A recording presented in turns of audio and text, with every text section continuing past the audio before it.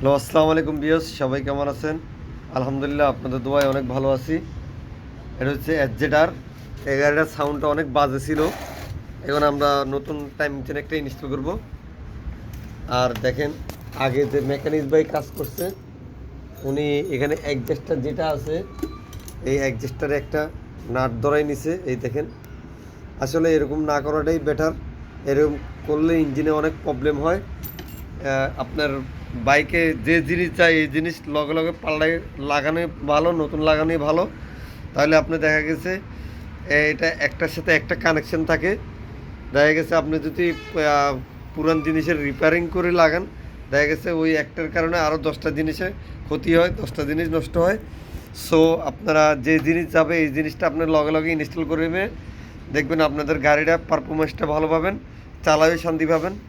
ধন্যবাদ, সবাই ভালো থাকবেন। আল্লাহ হাফেজ।